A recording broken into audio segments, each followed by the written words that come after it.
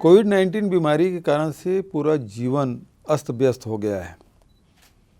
दुनिया के बहुत सारे देश इससे प्रभावित हुए हैं, हिंदुस्तान भी इससे अप्रभावित नहीं है। हमारा छत्तीसगढ़ भी इससे प्रभावित हुआ है और ऐसे समय में जो जनोन्मुखी जितनी योजनाएं हैं उसे क्रियान्वित करने में बड़ी परेशानी आई। हमारे छत्तीसगढ़ में जब हम लोग सरकार में आए उसके पहले की स्थिति ये थी कि 37.5% बच्चे कुपोषित थे, 41.7% महिलाएं एनीमिया से पीड़ित थी और ये समस्या हमारे लिए बहुत ही चुनौतीपूर्ण रहा है और इस चुनौती को हमने स्वीकार करते हुए पायलट प्रोजेक्ट बनाया और दंतेवाड़ा में इसकी हमने शुरुआत की, कुपोषण के खिलाफ लड़ाई की। पहले की सरकारें जो भी करती रही हो, लेकिन हमने गर्म भोजन देने का फैसला किया और वह पायलट प्रोजेक्ट बहुत ही प्रभावकारी रहा और इसलिए इसे समूचे बस्तर के सभी ज़िलों में हमने इसे लागू किया और 2 अक्टूबर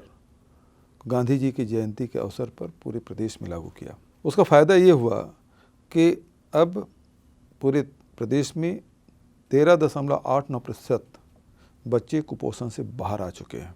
यानी कि जितने हमारे बच्चे थे कुपोषित, उसमें से 70,000 बच्चे कुपोषण से बाहर हो चुके हैं। लेकिन इस महामारी के चलते हमारे सामने एक चुनौती थी। जब लॉकडाउन हुआ था, बंदी, चारों तरफ आवागमन अवरुद्ध था, ऐसे समय में इस योजना को जारी रखना हमारे लिए कठिन चुनौती रही है। लेकिन फिर भी हम हिम्मत नहीं हारे।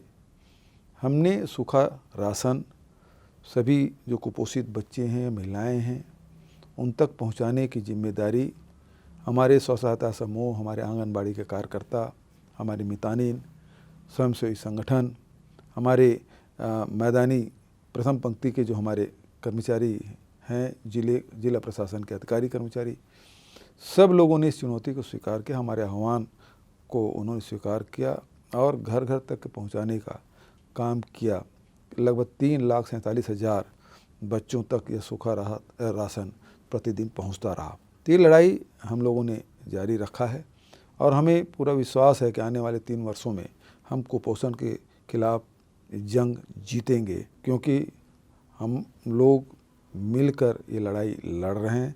सभी वर्गों को साथ मिल रख रहे हैं, सामाजिक संगठनों को भी, जो हमारे NGO हैं, हमारे अन्य साथीगण हैं और आउटलुक के इस अभियान को भी मैं धन्यवाद देता हूं कि ये अभियान वो चला रखे हैं और छत्तीसगढ़ शासन इसमें पूरी तरह समर्पित होकर हमारे अधिकारी और कर्मचारी लगे हुए हैं।